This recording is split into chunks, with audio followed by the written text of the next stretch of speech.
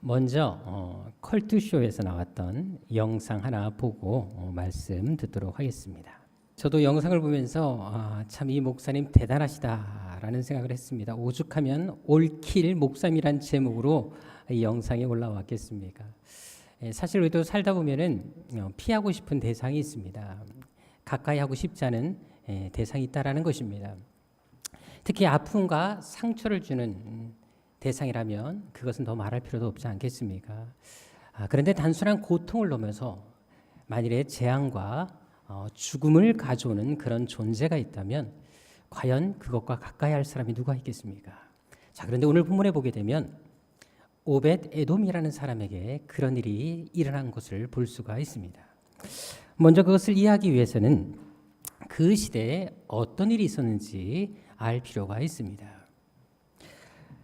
원래 이스라엘 백성들이 광야 생활을 할 때 하나님께서 당신을 예배하도록 하기 위해서 이스라엘 백성들에게 만들도록 지시했던 것이 있었습니다. 그것이 무엇입니까? 바로 성막이었습니다. 그 성막 안에는 참 많은 기구들이 있었는데요. 그 중에서 제일 중요한 것이 하나 있었습니다. 오늘 본문 3절에 나와 있는 것처럼 바로 법궤, 하나님의 궤라는 이 법궤가 가장 중요한 물건이었습니다. 한번 PPT를 잠깐 보도록 하겠는데요.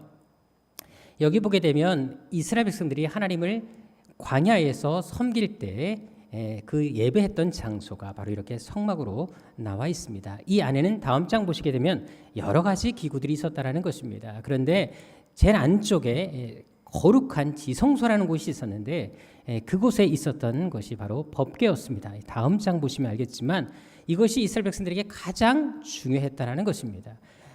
하나님은 이것을 만들게 하실 때 처음부터 거룩하게 구별하셨습니다. 그래서 이것을 사람들이 만지도 못하게 하셨고 들여다 볼 수 없게 지시하셨습니다.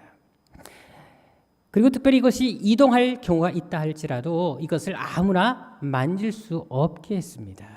따로 구별된 사람들이 이것을 만지게 했는데요. 이것을 옮길 수 있었던 사람들이 누구였습니까?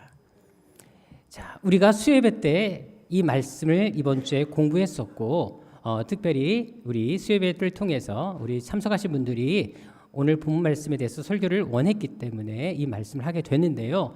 특별히 수요예배 나오신 분들만 구체적으로 레위 지파 사람들 중에 누가 이 법궤를 옮길 수 있었습니까? 크게 얘기해 주셔야지 수요예배 나온 보람이 있지 않겠습니까? 자, 누구였습니까? 고핫 자손이 바로 그것을 옮길 수 있었습니다. 자, 민수기 4장 15절에 보게 되면 이 고핫 자손들 외에는 그 누구도 이 법궤를 만질 수도 없었습니다.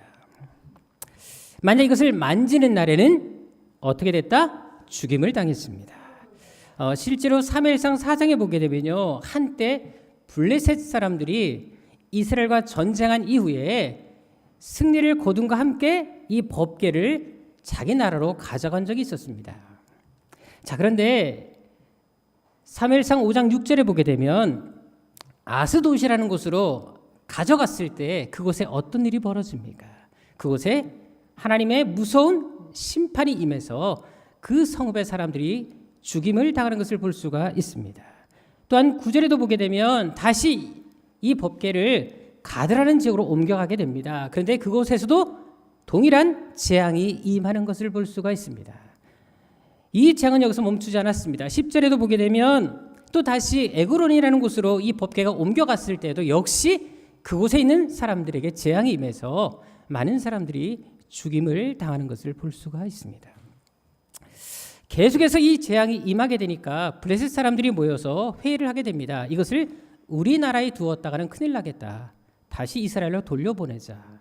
그래서 11절에 보게 되면 지도자들이 모여가지고 이것을 이스라엘로 다시 보내게 된 것을 볼 수가 있습니다. 자, 그런데 문제는 이 재앙이 여기서 끝나지 않았다는 것입니다.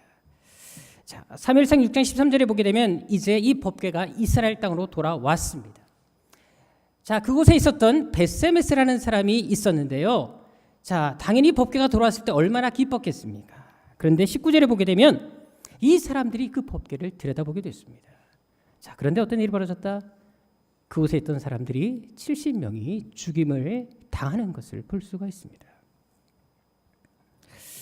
자, 그렇다면 이 법궤는 이제 사람들 눈에 어떻게 비춰졌을까요?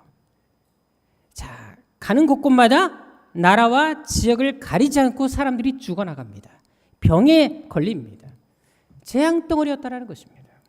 절대로 좋게 보일 리가 없었다라는 것입니다.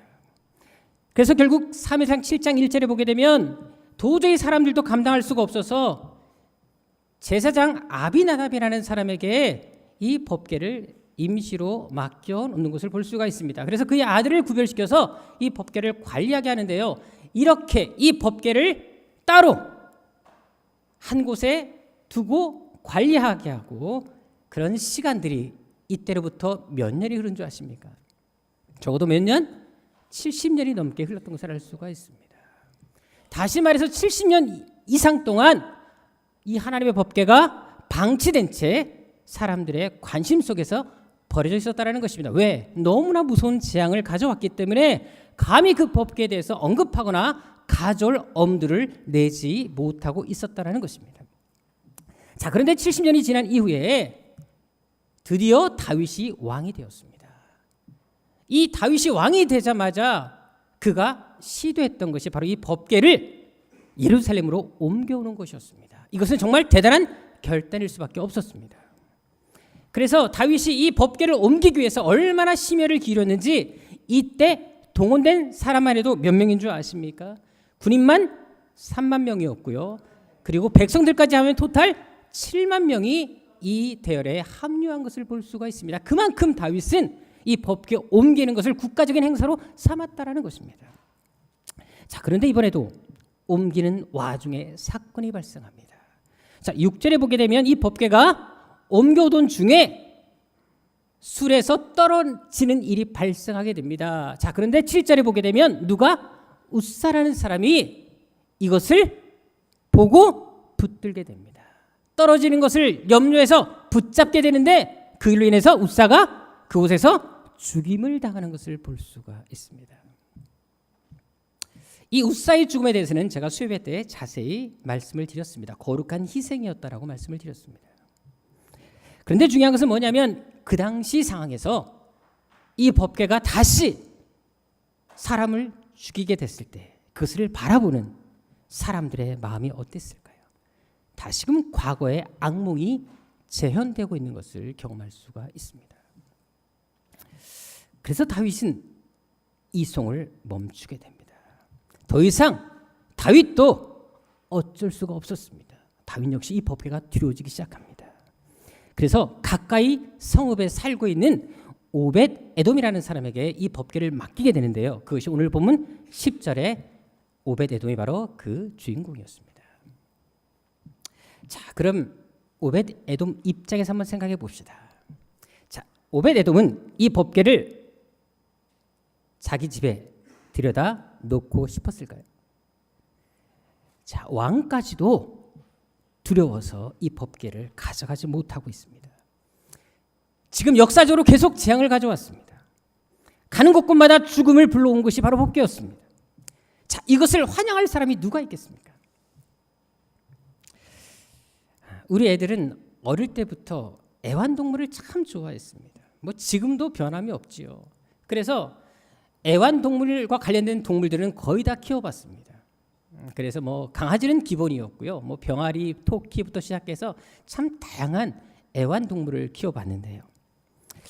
요즘에는 또 애들이 길고양이에 꽂혀버린 거예요.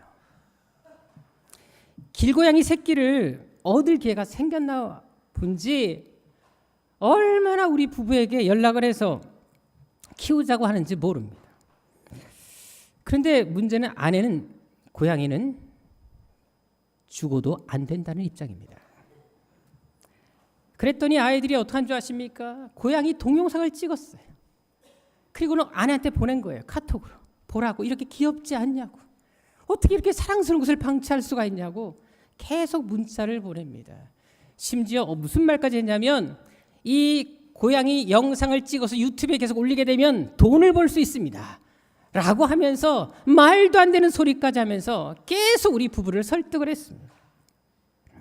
결국 아내가 어떡한 줄 아십니까? 우리 아내가 이렇게 뒀다가는 얘들이 사고를 치겠다. 우리가 없는 사이에 틀림없이 고양이를 집에 갖다 놓겠다. 그래서 결국 집 비밀번호를 바꿔버렸습니다.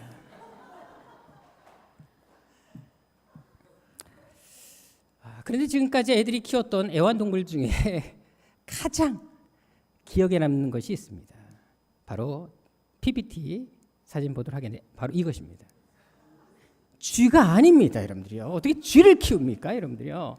바로 햄스터입니다. 물론 쥐 종류의 하나긴 하지만 햄스터를 우리 아이들이 키웠는데요. 특별히 암컷 2마리를 키우게 됐어요. 그런데 한 번은 이제 이 햄스터를 줄 먹이를 우리가 사지 못해서 무려 3일 동안 먹이를 주지 못한 적이 있었습니다. 그런데 어떤 일이 발생한 줄 아십니까? 2마리 중에 암컷 1마리가, 더 힘센 암컷 1마리가 나머지 1마리를 죽여버렸어요. 그리고는 잡아 먹어버렸습니다. 그 다음부터 이 햄스터가 무서워지기 시작했습니다. 배고프다고 지 동료를 잡아먹은 년이잖아요. 볼 때마다 여러분들 이거 귀여운 생각이 안 들고요. 지 동료 잡아먹은 년, 지 동료 잡아먹은 년, 이런 생각이 들면서 도저히 사랑스럽지가 않았습니다. 그래도 어떡합니까? 버릴 수 없으니까 키워야 되잖아요. 그런데 놀라운 것은 이제 그 집, 햄스터의 집을 청소할 일이 생겼는데 청소하는 그 순간에 도망을 친 거예요. 그런데 아무리 찾아도 이 햄스터를 발견할 수가 없었다라는 사실입니다. 생각해 보세요. 이미 살인을 저질렀던 암컷인데 집안 어딘가에 숨어 있을 걸 생각하니까 여러분들 정말 두려웠어요. 그때 이 딸방에서 이 햄스터를 키웠는데 지금 딸방 어딘가에 숨어 있는 것입니다. 아무리 찾아도 발견할 수가 없었는데 무려 몇 주 동안 발견하지 못했냐면 2주 동안 발견하지 못했습니다. 먹을 것도 주지 못했고 당연히 우리는 죽을 것으로 생각했어요. 밤마다 잠을 자는데도 여러분들 얼마나 불안한 줄 아십니까? 그래서 딸방 나의 문을 닫아놓고 열고 들어가질 않았어요. 왜? 어떻게 또 사람을 잡아먹을지도 모르기 때문에 도저히 그 방에 들어갈 수가 없었습니다. 근데 2주 후에 딸 책상 밑에서 발견됐어요. 자, 죽었을까요? 살았을까요? 살았어요. 2주 동안 뭐 먹고 살았는지 살아 있었습니다. 아무튼 이 햄스터가 발견하기까지 딸방은 폐쇄되어 있었습니다. 여러분들 햄스터 1마리 가지고도 집안에 공포심이 생기더라고요. 잠도 그곳에서 못 잤습니다. 자, 그렇다면 오벳 에돔은 어땠을까요? 지금 가는 곳곳마다 재앙과 죽음을 가져옵니다. 자, 그렇다면 이 괴를 맡았을 때 그 심정이 어땠을까? 본인도 본인이지만 가족들이 당하는 심적 고통 결코 적지 않았습니다. 생각해 보십시다. 지금 오벳 에돔이라는 사람의 집에 이 법궤가 들어가 있는데 사람들이 과연 이 집에 함부로 방문할 수 있었을까? 친구들은 말할 것도 없고요. 친척들까지도 이 집에 오는 것을 꺼려했을 것입니다. 다시 말해서 오벳 에돔은 가까이 있었던 사람들까지도 멀어질 수밖에 없는 외로움의 고통을 겪어했던 사람이 오벳 에돔이었다는 것입니다. 자, 그렇다면 왜 하필 이 오벳 에돔에게 이 법궤가 맡겨진 것일까요? 자기가 원해서 이것이 이루어진 것이 아니라 강제적으로 맡겨진 것이었습니다. 그렇다면 왜 그에게 이런 일이 있었던 것일까요?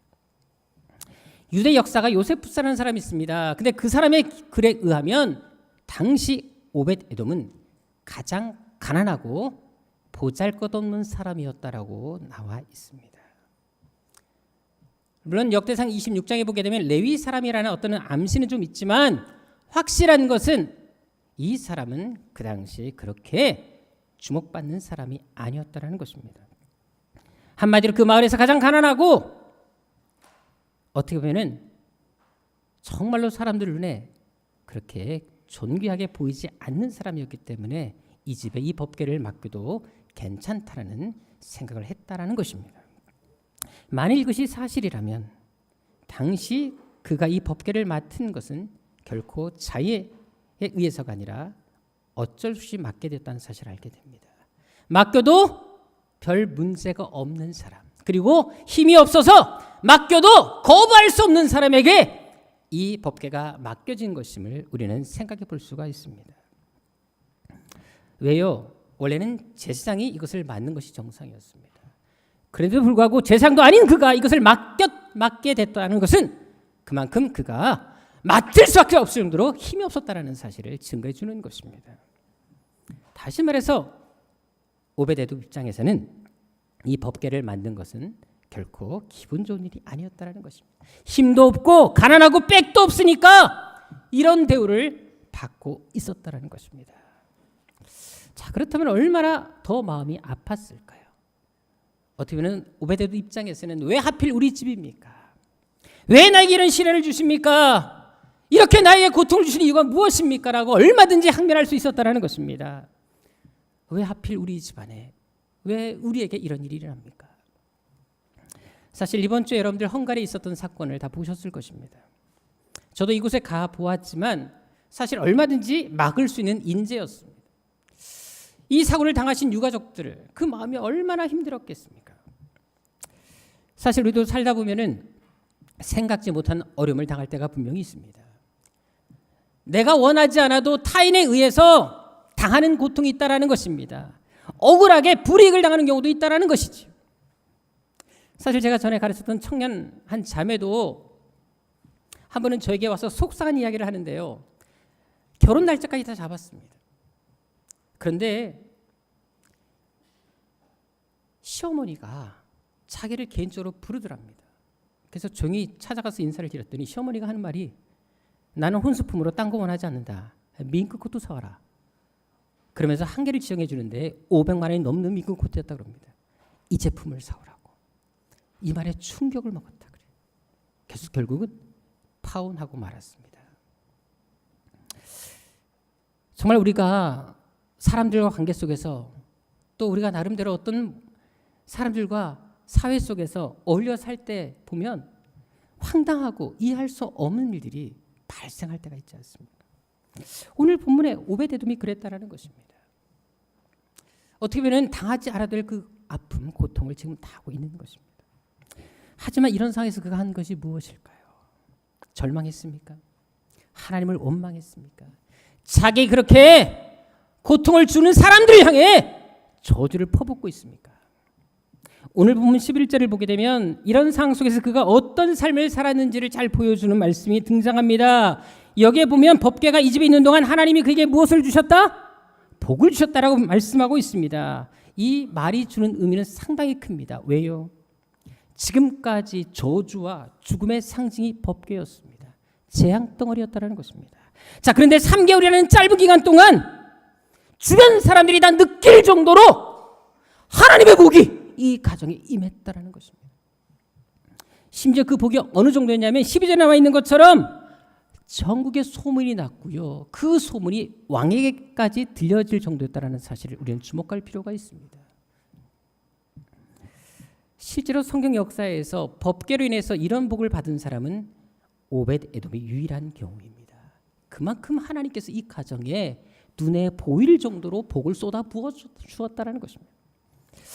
자, 그렇다면 가난했던 그가, 별 볼 일 없던 그가 이렇게 주목받고 위대한 인생, 이런 축복을 받게 된 이유가 어디 있었을까? 얼마나 하나님께서 복 주고 싶었으면 3개월 만에 복 주지 않고는 견딜 수 없는 마음으로 이런 복을 쏟아 부어 주었겠습니까? 결국 이것은 뭐를 말하겠습니까? 오베데돔이 하나님을 정말 잘 섬겼다라는 것입니다. 괴가 자기 집에 있는 동안 원망하고 불평한 것이 아니라 오히려 하나님께 감사하며 마음을 다해 하나님을 섬겼음을 얘기해 주고 있는 것입니다. 모든 사람들이 거부하고 싫어할 때에도 주님, 내가 감당하겠습니다. 실제로 하나님께서 오베데돔에게 얼마나 복을 주셨는지 성경은 이 사실을 거듭거듭 강조합니다. 오늘 본문 11절은 말할 것도 없고요. 하나님께서 복을 주셨다는 말은 말할 것도 없고, 역대상 13장 14절에도 보게 되면 동일하게 하나님이 오베데돔에게 복을 주셨다라는 말씀이 기록되어져 있습니다. 또한 26장 5절에도 보게 되면 역시 하나님께서 이 가정에게 오베데돔에게 복을 주셨음을 거듭거듭 강조하고 있다는 것입니다. 이것은 무엇을 말하겠습니까? 하나님께서 오베데돔에게 계속해서 복 주시고 또 복 주실 만큼 그가 하나님을 제대로 섬겼고 믿음으로 살았음을 증거하는 것입니다. 억울하고 속상하고 고통과 아픔의 상황에서도 절망하기보다 그 누구를 원망하기보다 그럼에도 불구하고 하나님을 붙잡았기 때문에 오히려 감사로 그것을 받아들이고 믿음으로 이겨내고자 했기 때문에 하나님께서도 그 인생을 역전시켜 주시고 저주를 복으로 바꿔주신 것입니다. 그것은 우리도 마찬가지입니다. 우리 인생을 저주 인생이 아니라 축복의 인생으로 바꾸고 싶지 않습니까? 절망을 기적의 환경으로 역전시키고 싶지 않으십니까? 그렇다면 오베데돔처럼 어떤 상에서도 하나님을 붙들면 됩니다. 믿음만큼은 신앙만큼은 포기하지 않고 끝까지 하나님 안에 거하면 하나님이 반드시 복 주신다는 사실을 오베데돔을 통해서 우리에게 보여주고 계시는 것입니다. 복음성가 중에 그 찬양이 있지 않습니까? 반드시 내가 너를 축복하리라. 여러분들 그 노래 가사가 어떻게 됩니까? 반드시 내가 너를 축복하리라. 반드시 내가 너를 들었으리라. 자, 우리 가사 한번 띄워주시고요. 같이 보도록 하겠습니다. 자, 그다음에 반드시 내가 너를 축복하리라. 반드시 내가 너를 들었으리라. 세상에 소망이 사라졌어도 온전히 나를 믿으라. 두려워 말라. 강하고 담대하라. 낙심하며 실망치 말라. 인내하며 부르짖으라.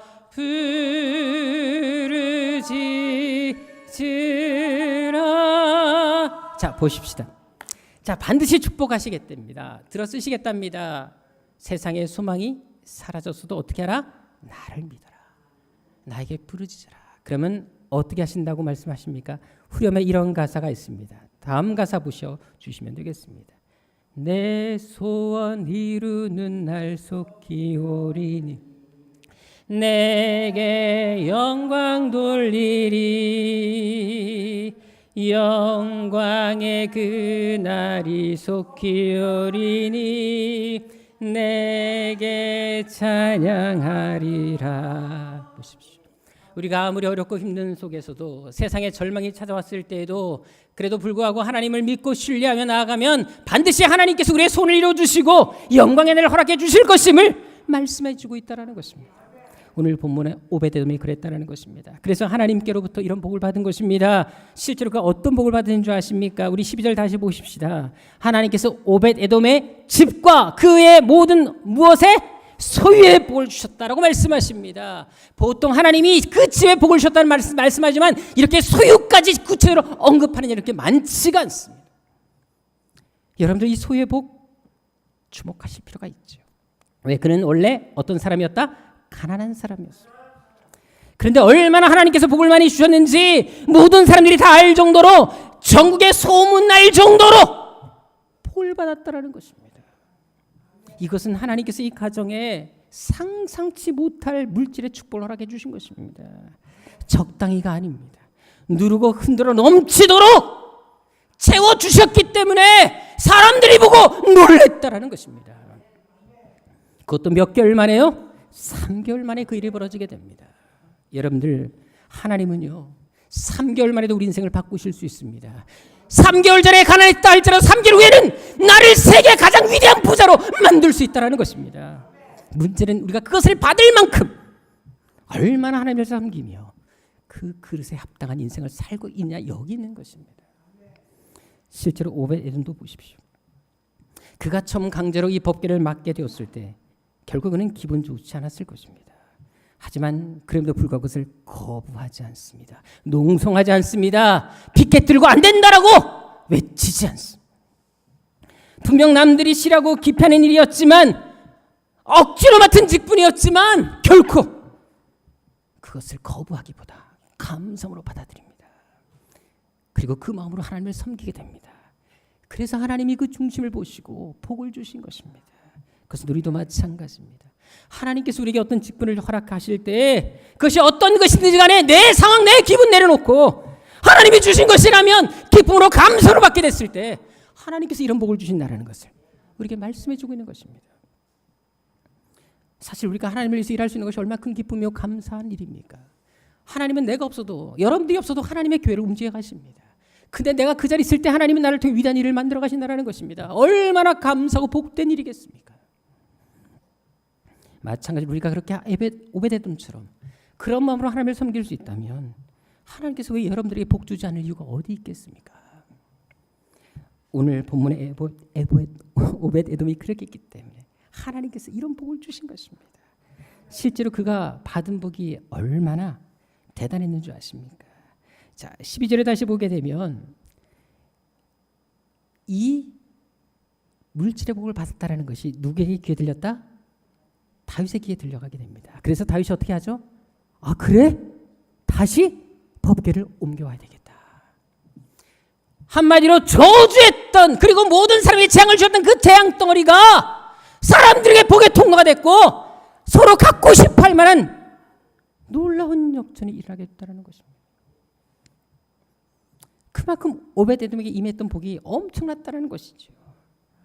그뿐만이 아닙니다. 법궤가 옮겨갔을 때 이제 오벳에돔이 또 어떻게 한 줄 아십니까? 사실 3개월 동안 이 법궤를 잘 관리해서 내가 축복을 받았습니다. 하나님 복이 임했습니다. 그렇다면 이 법궤를 다른 사람에게 양도하고 싶겠습니까? 안 하기 쉽겠습니까? 지금 이것만 내가 가지고 있으면 나에게 복이 임하는데 이 복을 누구에게 줄 마음이 생기겠습니까? 이왕이면 더 갖고 싶어 하겠지요. 자, 그런데 오벳에돔이 복 받았다는 소문이 들리자 왕이 와서 가져갑니다. 권력적으로 힘으로도 이거는 줄 수밖에 없습니다. 왕이 가져가겠다는데 내가 무슨 수로 거절합니까? 어떻게 하면 또 화가 날 수가 있습니다. 그게 저주스러울 때는 그냥 떠맡겼다가 이제는 복이 되니까 가져가겠다는 거 아닙니까? 감탄고토란 말이 있지 않습니까? 달면 삼키고 쓰면 뱉는다. 바로 이런 심보 아닙니까? 자, 그런데도 그는 아무 말 없이 이 법궤를 기꺼이 내놓습니다. 분명 이들은 과거에 나에게 아픔을 갖다 준 사람이었었어요. 법궤를 가져줬다라는 것은 그에게 나에게 상처를 준 거나 다름이 없었습니다. 그리고 이제는 지금 누리고 있는 그 복까지 가져가겠다라는 것입니다. 분명히 서운할 수밖에 없었습니다. 상처될 수밖에 없었습니다. 자, 그럼에도 불구하고 그 복을 나누기 위해서 기꺼이 복을 주기 위해 이 법궤를 내놓았다라는 것입니다. 게다가 법궤를 내어주면서 그가 한 일이 무엇인 줄 아십니까? 이제 역대상 16장으로 가게 되면요, 당시 다윗이 이 법궤를 예루살렘으로 옮겨간 다음에 성소에 이 법궤를 안치시키게 됩니다. 그리고 안치시키면서 이 법궤를 담당할 담당자를 선정하고 그것을 배치하는 그 과정을 기록한 것을 볼 수가 있는데요. 그런데 38절에 보게 되면 이때 오벳에돔이 맡은 직분이 무엇이었습니까? 바로 이 법궤를 지키는 문지가 되는 것을 볼 수가 있습니다. 자, 여러분들 잘 생각해 보십시다. 이것은 무엇을 말하겠습니까? 오벳에돔은 법궤 옮겨갈 때 그냥 있었던 것이 아니라 법궤를 따라서 예루살렘까지 왔다라는 것입니다. 이 법궤를 그냥 보낼 수 없었다라는 것입니다. 그냥 너를 보낼 수가 없기 때문에 따라온 것이고 자원해서 내가 이 일을 맡고 싶다라고 했다라는 것입니다. 그것도 혼자만이 온 것이 아니라 누구를 데리고 옵니까? 형제들을 데리고 옵니다. 그것도 모든 형제를 다 끌고 모아서 데려온 것을 볼 수가 있습니다. 이렇게 한 가정이 단체로 이동한 것은 오벳에돔이 유일한 경우입니다. 이것은 무엇을 말하겠습니까? 오베데도 자기 혼자 헌신한 것이 아니라 온 가족까지 다 함께 헌신하고자 결단하고자 했다라는 것입니다. 그렇다면 생각해 보십시다. 그가 이렇게 문제가 되기 위해선 그가 어떤 결심을 또 했어야 될까요? 잘 생각해 보십시다. 문지기는 거기에 붙어 살아야 됩니다. 그 당시 거리상으로도 왔다 갔다 할 수 있는 그 거리가 적어도 몇 시간이 걸린 거리였기 때문에 걸어서 왔다 갔다 할 수가 없었어. 아예 눌러 살아야지만이 그 직분을 감당할 수가 있습니다. 그렇다면 뭐를 얘기하겠습니까? 오베데돔은 3개월 동안 하나님 주신 그 물질의 복을 다 재산을 정리했다라는 것입니다. 집도 정리한 것입니다. 왜? 문지기는 그 일만 해야 됐기 때문에 자기 집에 머무르면서 일을 할 수가 없었어. 이것은 결코 쉬운 결정이 아니었어요. 왜? 가난하게 살다가 어렵게 살다가 모처럼 물질의 복을 받고 남은 생에 편하게 살 수 있는데 왜 이제 다시 문지가 되어서 그 고생을 자처하게 됩니까? 하지만 그럼에도 불구하고 오베데는 기꺼이 그 일을 선택합니다. 모든 것을 포기했다라는 것입니다. 그러니까 하나님께서 그에게 복을 주실 수밖에 없는 것입니다. 얼마나 하나님 곁에 머물고 싶었는지 그 은혜 살고 싶어 했는지 알 수가 있지 않습니까? 아무리 물질을 많이 갖다 준다 할지라도 내 인생의 평안을 내게 허락한다 할지라도 내가 주님과 함께 하지 않으면 난 행복할 수 없다. 이것이 바로 오베데돔의 신앙이었다는 것입니다. 한마디로 그는 대충 하나님을 섬긴 것이 아니었습니다. 온 마음을 다해 하나님을 섬겼기 때문에 하나님이 이렇게 섬기는 그에게 복을 줄 수밖에 없었던 것입니다. 그래서 3개월 만에 전국에 소문날 정도로 상상치 못할 복을 허락해 주신 것입니다. 원래 성경에도 보게 되면요, 물질의 복을 받은 사람들이 대표적 몇 사람이 등장합니다. 그런데 그들이 그냥 얻은 것이 없습니다. 나름대로 그들 안에 결단이 있었고요, 하나님을 위해 살기로 마음을 들이고 생각을 들이고 그리고 시간을 들인 것을 알 수가 있습니다. 하나님께서 주고 싶어서 견딜 수 없을 정도로 그들이 하나님 마음을 움직였고 감동을 준 것을 볼 수가 있다는 것입니다. 거저 받은 복이 그렇게 많지가 않습니다. 남다른 하나님의 열정을 품을 때, 하나님을 향한 헌신의 마음을 품을 때 하나님이 그들에게 복을 주셨다는 것입니다. 그런 예는 우리 주변에서 얼마나 많이 발견할 수 있지 않습니까? 제가 많은 분들을 이제 만나지 않습니까? 집회를 다니다 보면은 여러 분들을 만나고 어른들을 만나게 되는데 또 제 간증을 듣고 나서 식사하면 꼭 자기 간증을 들려주십니다. 그래서 자기가 물질의 복을 어떻게 받았는지 이야기를 하는데 그 이야기들의 공통점이 하나가 있었습니다. 철저히 헌신했습니다. 철저히 희생했습니다. 오직 주를 살고 주를 죽겠다 이런 각오로 하나님을 섬기니까 사업도 번창하게 해주시고 가정도 지키시는 것을 제가 눈이 확인했습니다. 우리 PPT 사진 하나 보도록 하겠습니다. 누군지 아십니까? 윌리엄 콜게이트라는 사람입니다. 이 사람은 정말 가난하게 태어났고요.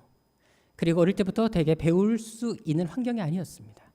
아버지는 중풍에 걸려서 움직이지도 못했고 엄마는 폐결에 걸려서 어릴 때부터 정말 고생해서 살았던 아이가 이 콜게이트라는 사람이었습니다.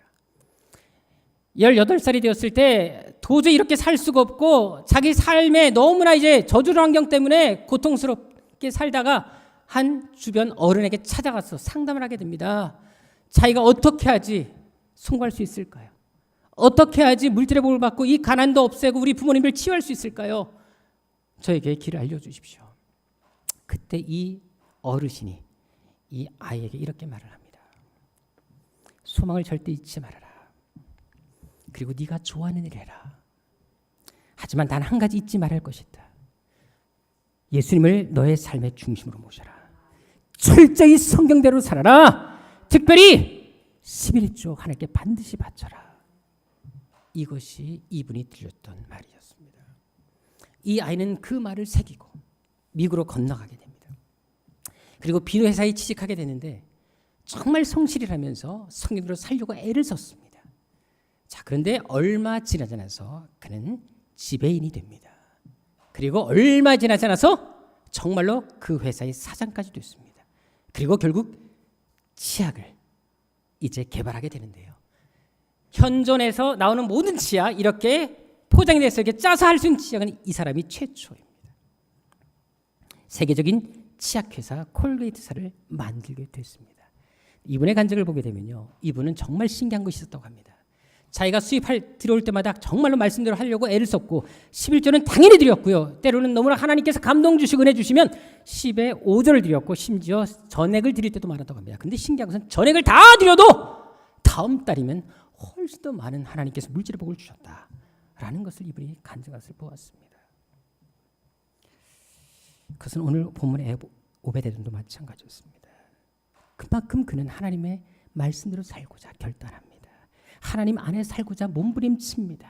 그러니까 하나님께서 물질의 복을 줘도 감당할 수 있는 사람이니까 주시는 것입니다. 물질 줬을 때 이 사람이 잘못된 길을 가게 되면 못 주시겠지만 아무리 물질 줘도 다 하나님을 위해 살 것이기 때문에 줄 수밖에 없다라는 것입니다. 그뿐만이 아닙니다. 하나님의 복은 여기서 멈추지 않습니다. 이제 물질의 복을 넘어서 어떤 축복까지 주신 줄 아십니까? 역대상 26장에 보게 되면 그에게 임한 복이 또 나온 것을 볼 수가 있습니다. 여기도 보게 되면 성전 문지기의 명단들이 나오는 것을 볼 수가 있는데요. 그 중에서도 오베데돔과 그의 아들들에서 어떻게 기록한 줄 아십니까? 우리 한번 8절을 보겠습니다. 여기 보게 되면 오벳에돔에게서 난 자가 모두 몇 명이었다고요? 62명이었다고 합니다. 요즘에는 자식 잘 안 낳고 또 나도 한 명, 많아야 2명 낳는 시대지만 예전에는 자식을 많이 낳는 것이 무엇이었다? 하나님의 복이었습니다. 가문이 변성하는 것은 하나님의 은혜였습니다. 여러분들 이것은 뭐를 말할까요? 하나님께서 오베데돔에게 건강도 주셨다는 것입니다. 가문의 복도 주셨다는 것입니다. 자자손손 번성하는 은혜를 주셨다는 것입니다. 실제로 성전을 관리하는 사람들 중에 가장 많은 역할을 감당했고 가장 많은 인원이 동원된 가정은 오베데돔이 유일한 가정이었습니다. 그뿐만이 아닙니다. 6절에도 보실까요? 오베데돔에게 어떤 사람들이 탄생합니까? 다스리는 자가 나옵니다. 이건 통치자를 말합니다. 큰 용사가 나옵니다. 뛰어난 영웅! 군대의 지휘관이 나왔다는 것입니다.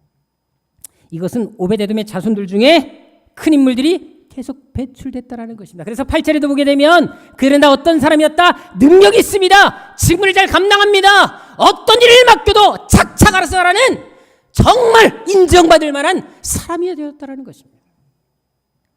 한마디로 오벳에돔의 가정에 자녀에 그들 후손들 가운데 걸출한 인물들이 계속 배출되었다는 것입니다. 그럼 왜 이런 결과가 주어졌을까요? 상처 아픔 속에서도 절망 속에서도 고통 속에서도 그래도 불구하고 원망하거나 불평하거나 남을 저주한 것이 아니라 믿음으로 살고자 몸부림쳤기 때문에 하나님께 인생을 맡기고 오히려 그럴수록 더 하나님에게 기도하며 믿음으로 살려고 결단했기 때문에 하나님께서 이런 복을 허락해 주신 것입니다.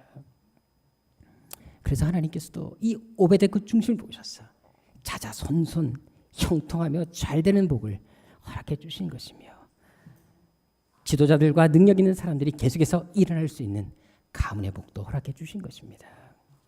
여러분도 이런 멋진 인생 살고 싶지 않으십니까? 오벳에돔처럼 정말 물질의 복을 받아 누리고 70인의 한 명이 되어서 하나님 내가 이렇게 우리 교회에서 아니 한국에서 세계에서 11조를 가장 많이 드리는 사람이 되었습니다 라고 간증할 수 있는 그런 사람이 되고 싶지 않으십니까? 하나님께서 복 주고 싶어서 견딜 수 없을 정도로 나 그만 주세요라고 할 때까지 하나님이 쏟아 부어주시는 그런 복의 사람이 되고 싶지 않으십니까? 또한 여러분들의 자녀들과 후손들 중에 이렇게 놀라운 하나님의 복을 받고 위대한 인물들이 계속 배출되기를 원하지 않으십니까? 그럼 오벳에돔처럼 신앙생활 하십시다. 그렇게 하나님을 섬깁시다. 아무리 상처와 어려움과 고통 속에 있다 할지라도 상과 환경을 떠나서 오직 하나님만 문 바라보고 하나님 내 인생 하나님께 걸겠습니다. 사람 보지 않겠습니다. 그런 믿음으로 살게 된다면 반드시 하나님께서 여러분 인생 또 책임져 주신다는 것입니다. 아무리 힘들고 어렵더라도 믿음만큼은 신앙만큼 놓지 마시라는 것입니다. 속상하고 상처받을수록 또 하나님 앞에 나아가 매달리고 하나님 안에서 하나님과 목숨을 거는 그런 투쟁을 하시라는 것입니다. 주일 하다가 시험들이 있다 할지라도 그럴수록 더욱더 헌신의 자리, 섬김의 자리에 머무시라는 것입니다. 대충이 아니라 적당히가 아니라 정말 후회하지 않을 만큼 언제 주님이 오시든지 간에 내가 이렇게 헌신하고 충성했습니다라고 고백할 수 있는 그런 충성된 일꾼처럼 하나님을 섬기라는 것입니다. 그럼 반드시 하나님께서도 오베데돔에게 이런 복을 여러분들에게도 동일하게 허락해 주실 것입니다. 왜? 하나님께서는 지금도 그런 사람을 찾고 계십니다. 어제나 오늘나 동일하신 하나님이시기 때문에 과거 오베데돔이 주셨던 이 복이 오늘 우리에게도 동일하게 임하지 못할 이유가 어디 있겠습니까? 중요한 것은 인생 역전의 그 주인공 우리가 될 수 있다는 사실을 기억하시면서 오늘 이 시간 이후로 정말 다시 한번 신앙을 결단하고 우리 신앙을 돌아보며 하나님 안에서 믿음 안에서 헌신하는 여러분 되시길 주님으로 축원합니다. 그럼 반드시 하나님이 여러분뿐만 아니라 여러분의 자녀들에게까지 놀라운 하나님의 복을 임하게 해 주실 것입니다. 이 은혜가 여러분들에게 임하시기를 주님으로 축원합니다. 기도하겠습니다.